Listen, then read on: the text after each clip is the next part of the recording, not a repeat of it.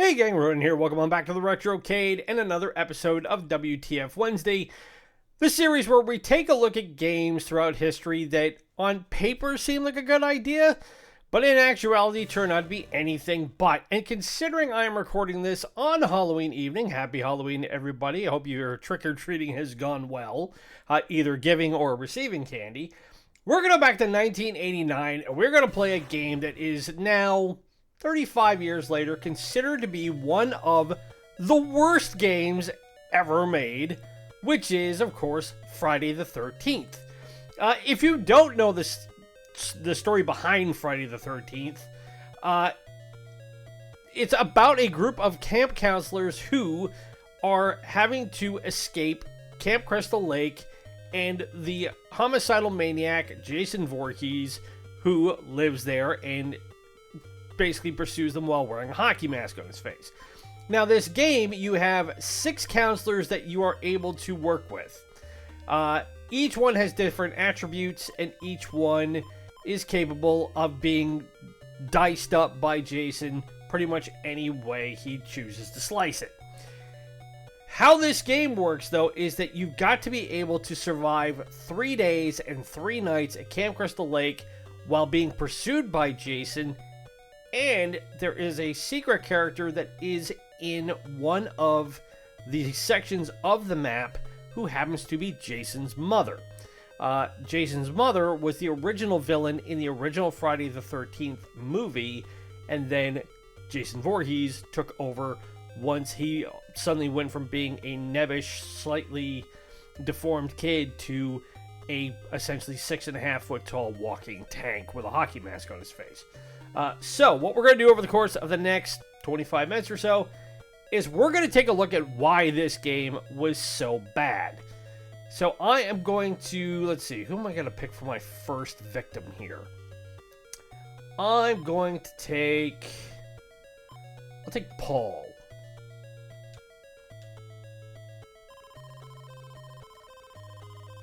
So, one of the things that we need to do in this game is we need to,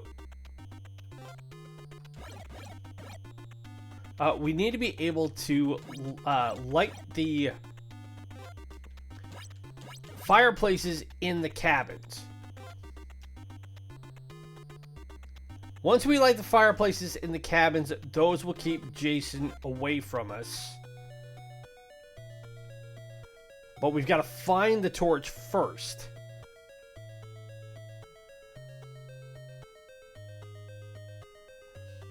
And the thing is that Jason can show up at any time. So we don't have the torch. We don't know where the torch is either, which is even more of a pain. There is very little about this game that gives you relevant information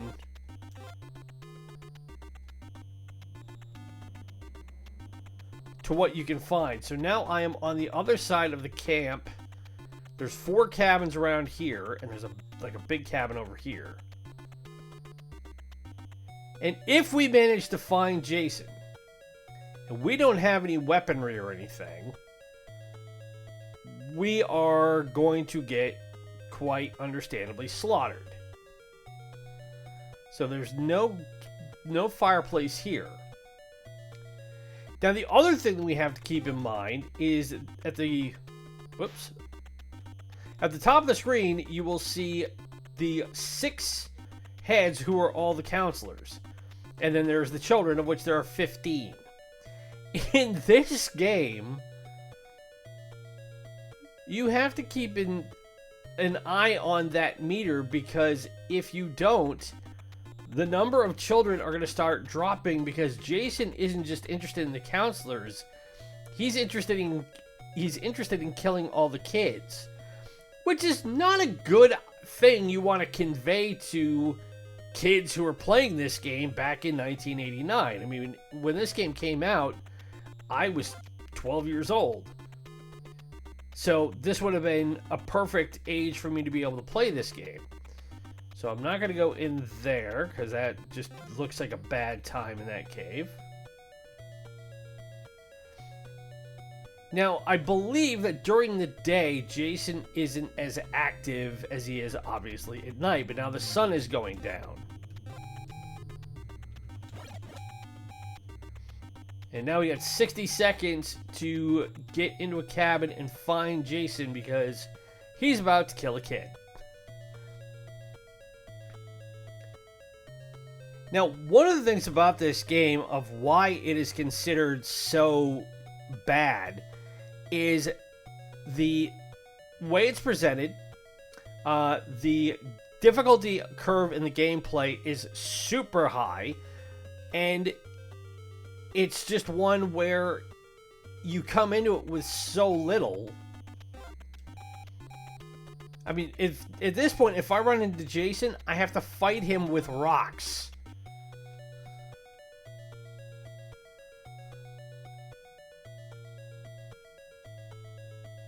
And there's no way you can stop him with rocks.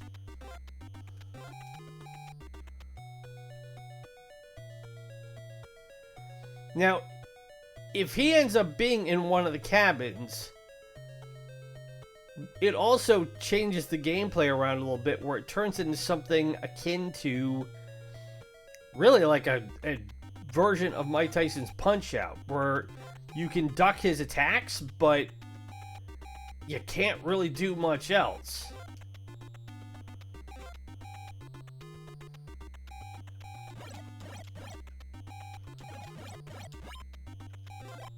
Ah.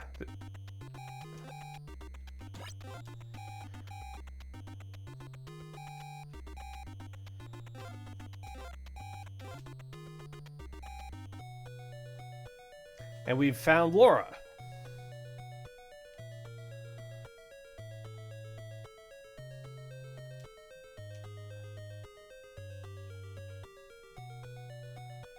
So I think if we wanted to, we could change over to her, or we could take something, or we could pass the lighter over to her, but I'm not going to do that.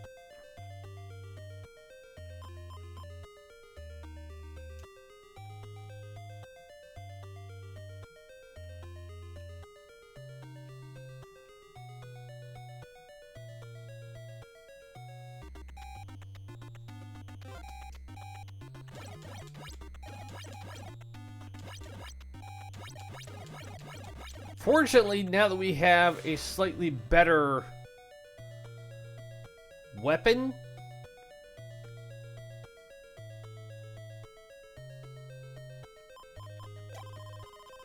go into one of the cabins by the lake. Okay.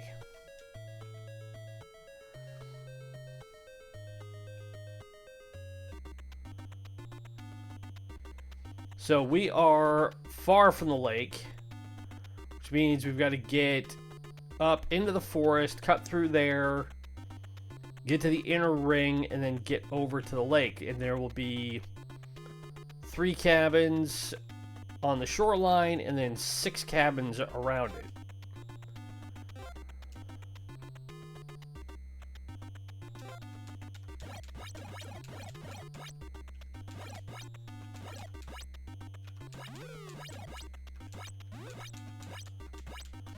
Now, the company that produced this game, LJN,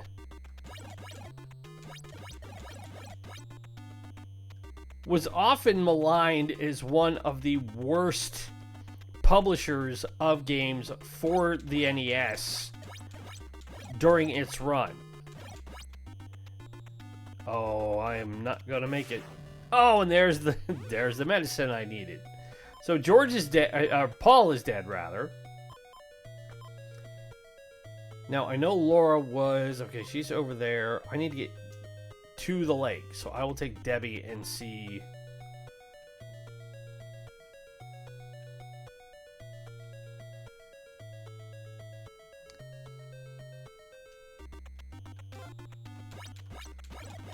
The problem is, now that Paul is dead, I lost the dagger.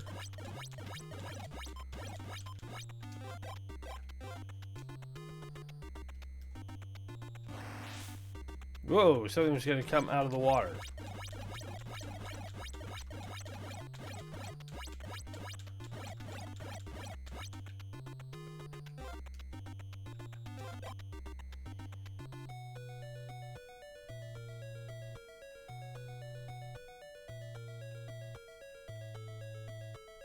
Whoop. Come on.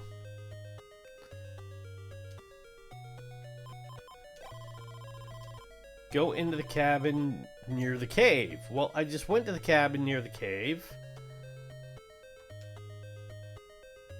And it told me to come to the cabin near the lake. But we've lit that fireplace. Litten. No, I haven't OD'd on Halloween candy yet, I promise.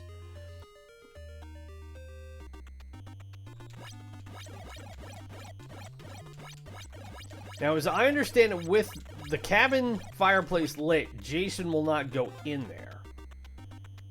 So any kids who are in there are safe, but now we've only got 10 kids left.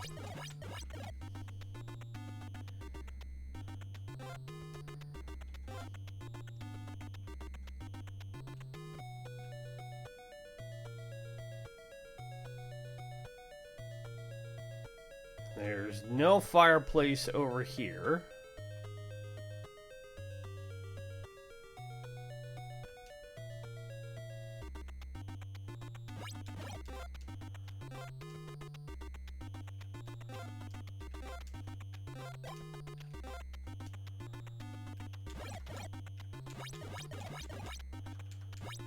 Whoop.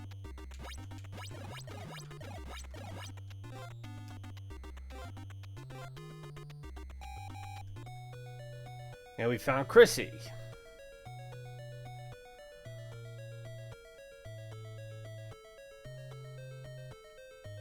But yeah, LJN back in the day made some truly bad games. They weren't around for very long in the 80s, and then they got bought out by Acclaim and eventually went bust.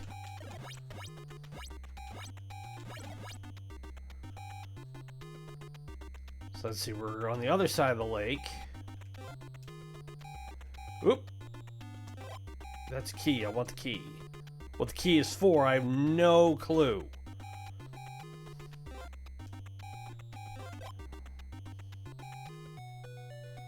And there's Mark. And there's no fireplace in here.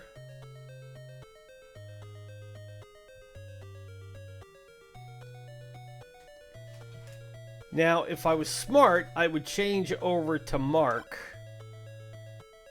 And I'll leave Debbie here because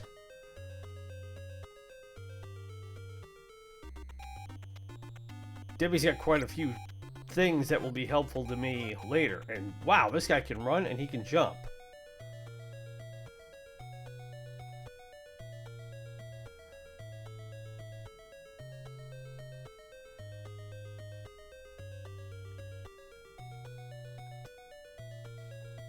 Okay, so there's a cabin over there, or there's a fireplace there, rather, which means I need to get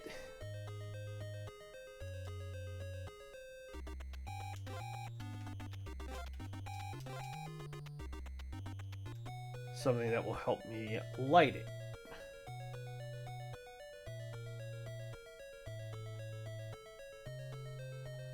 There's nothing over here.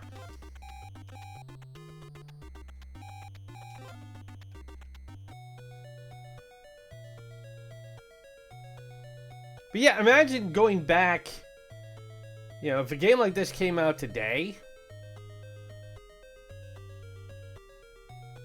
there would be so much more to it, or you would hope so. Otherwise, nobody would want to play this.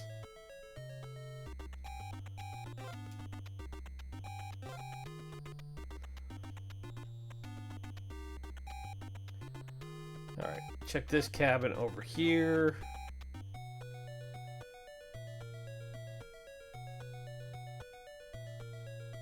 Still nothing. Meanwhile, we're down to 6 kids because Jason's going to town on everyone. Now Now we're down to 5.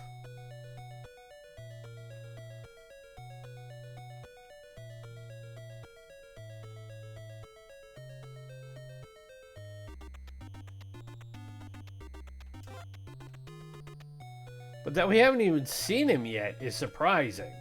I remember playing this as a kid, and it was almost a case of you went into a cabin, or you couldn't go more than like 20 feet without running into him.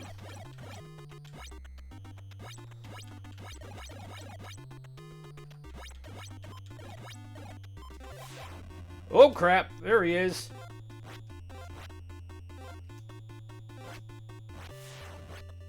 And just like that, Mark is dead. Alright, so Laura is over here. Chrissy is back over here.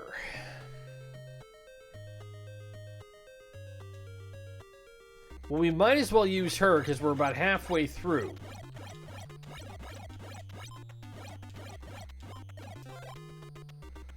Now, was there a fireplace in her cabin? No. And ironically enough, Chrissy is the best overall character in the game.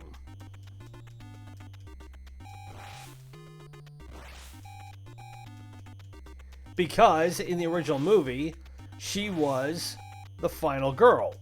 And if you don't know the concept of the final girl, it is that, and it was started with not Friday the 13th, but actually with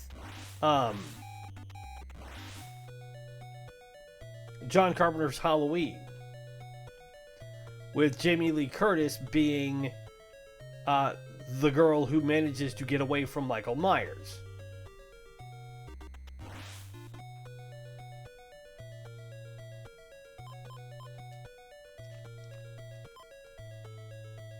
So these are the last 5 kids who are alive at Camp Crystal Lake.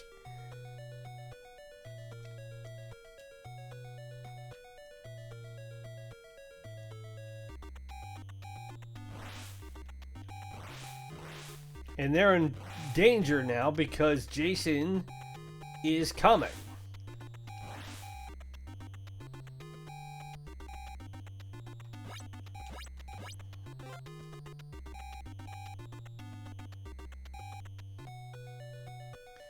Alright, I'm going to change back. Whoops.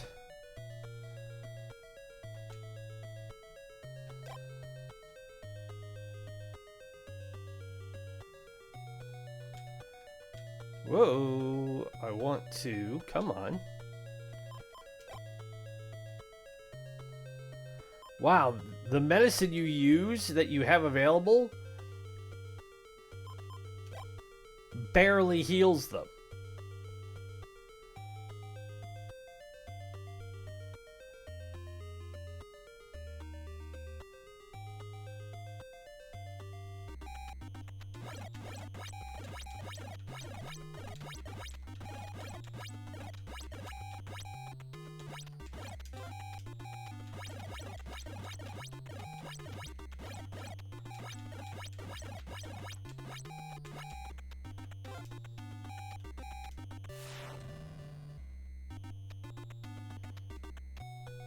Oh, he took out another counselor is what he did.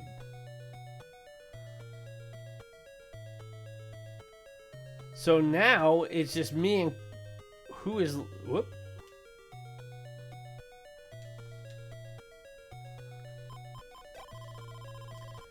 Going to the woods.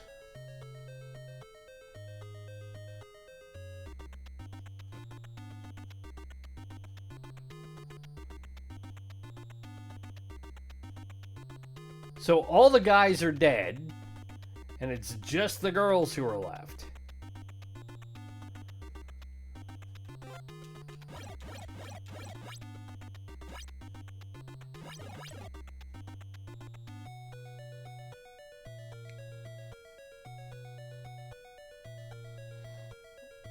And none of these have fireplaces.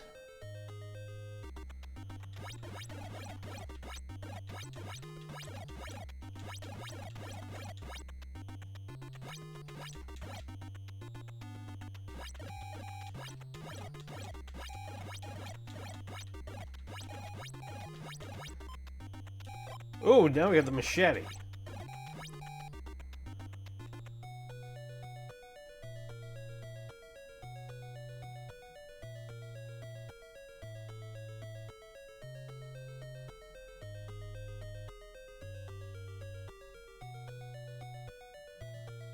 We've lit in that that fireplace is lit.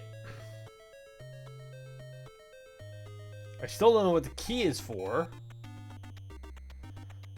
Ah, and that's where we've got to get to. So I think he is in Chrissy's.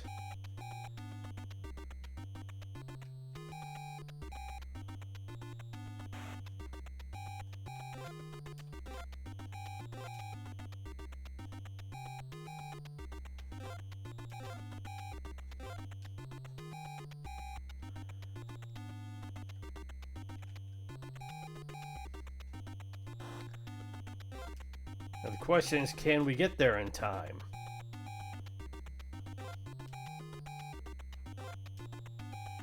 We got 20 seconds. Yep, and that's the cabin.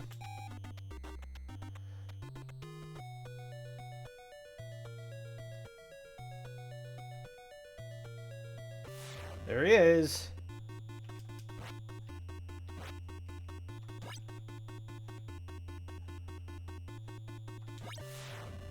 But now Debbie is dead.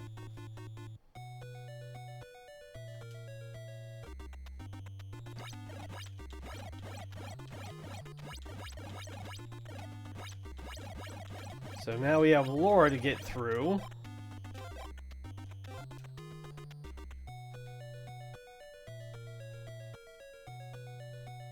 Does she have a fireplace in this cabin? No.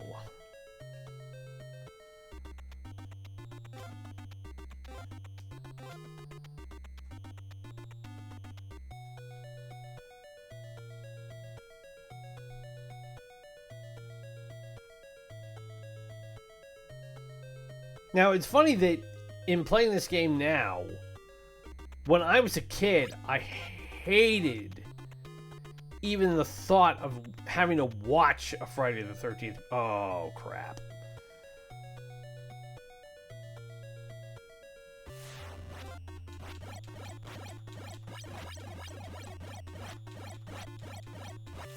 Yeah, we're pelting him with rocks. Of having to watch a Friday the 13th movie. I hated them.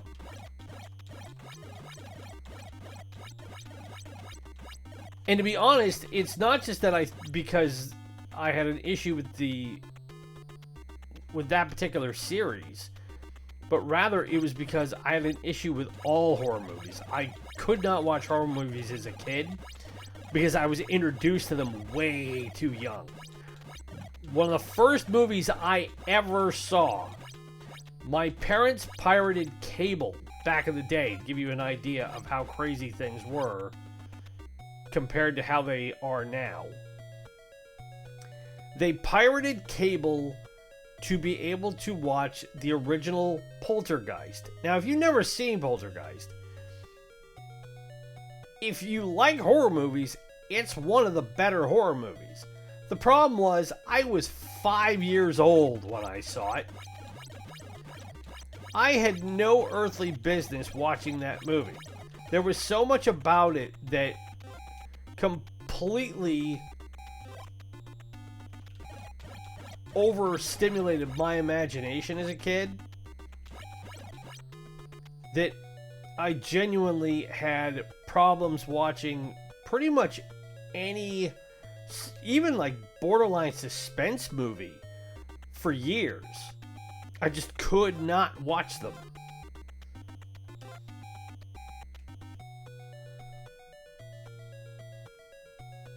Now Chrissy is just about dead.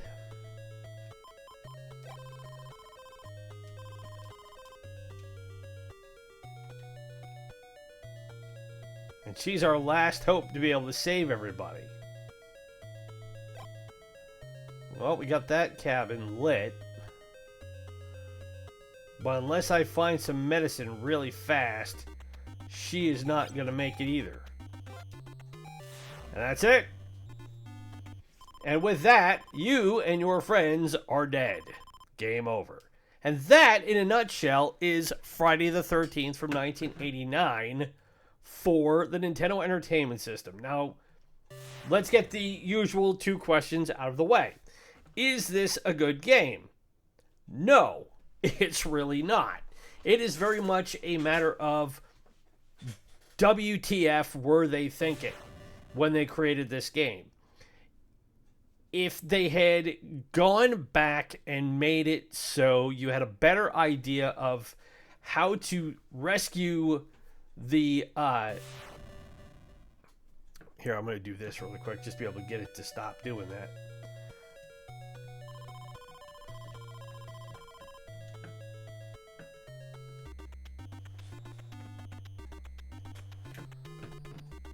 Alright, let me get him in the cabin really quick.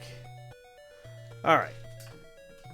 So, back to what I was saying. If they'd been able to give us a better idea of how to navigate through the game from the jump, and give us the ability to fend off Jason a little bit easier, then that would be half the battle right there. But because Jason is such a force of evil in this game, and he is considered, for lack of a better term, invincible, that we mere mortals, these teenage kids, could have any potential chance against him is slim to none. And to be honest, the further along the franchise went, I know there are horror movie fans and Friday the 13th fans who genuinely watched them to see how Jason slaughtered the counselors at the lake and the adults who tried to help them. It became practically farcical about how it was done. And if you talk with actors like Kane Hodder, who had played Jason pretty much at the peak of the franchise, he still has people to this day who come up and tell him what their favorite Jason kill of all time was. But that you are truly expected to make it through 3 days and 3 nights under these sorts of conditions and hope that you can also save the kids that you have. The difficulty curve is so genuinely high that I don't think I've ever known anybody who's ever played this game who's ever come even remotely close to beating it, let alone beating it. And if you've legitimately played this game and you've actually beaten it, leave it in the comments here. I would love to hear from you, and I would love to hear your experiences about this game. Now, question 2. Could they make this game today, and could they make it better? Well, they certainly have tried. In 2017, we got a revamped version of Friday the 13th that came out on the PS4 and the Xbox One, as well as the Nintendo Switch. And from what I understood, that game was actually pretty well received. The problem, though, is that the company that created it, Gun Media, along with the developer Ilphonic, I guess from what I understand, they bungled the licensing agreement, and as a result, because it was an online game, the game came out in 2017, and then the servers were shut down in 2020, and as of the end of this year, it's going to be completely delisted because the license will have expired. So, and actually, in looking at the reviews on this, the Metacritic score on this game are actually, they're a little bit better than the NES version, but not much. I mean, it's 61% for PC and PS4, 53% for Xbox One, and 69% for Switch. So, for a franchise that could have a really good survival horror vibe to it, I mean, we've seen it done across the board with games like Resident Evil and, all the post-apocalyptic zombie-type games that have been out since Resident Evil really took off in the mid to late 90s.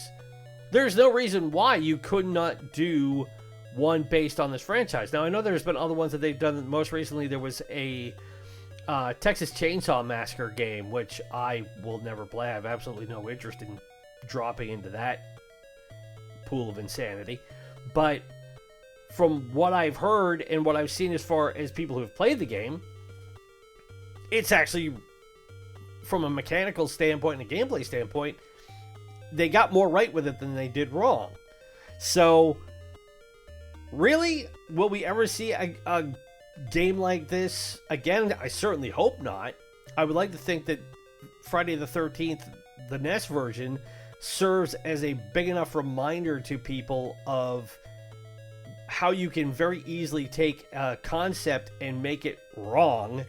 And it didn't help, again, that LJN, who was not a great publisher of games, took what was essentially a broken game at the time and went, yeah, we'll just put it out there and leave it for us poor gamers in pre-internet age to try and figure it out. And most of us never did. So, again, that's Friday the 13th from 1989. If you've enjoyed this, and I hope you have, the best way to show it, hit that like button, subscribe to the channel if you're new.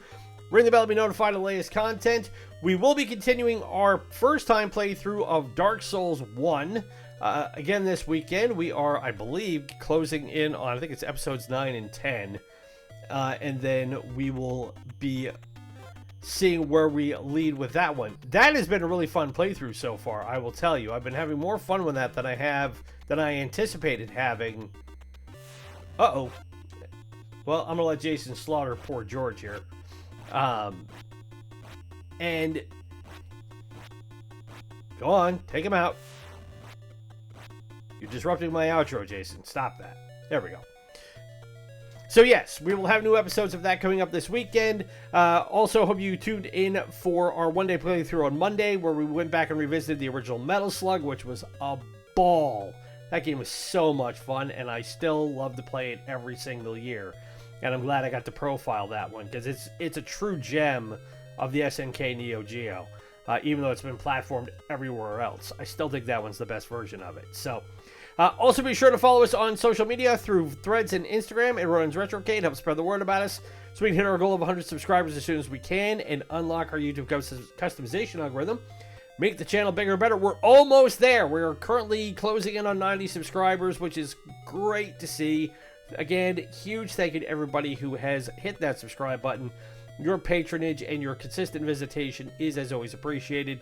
Gives us incentive to keep doing what we do and find ways to do it better.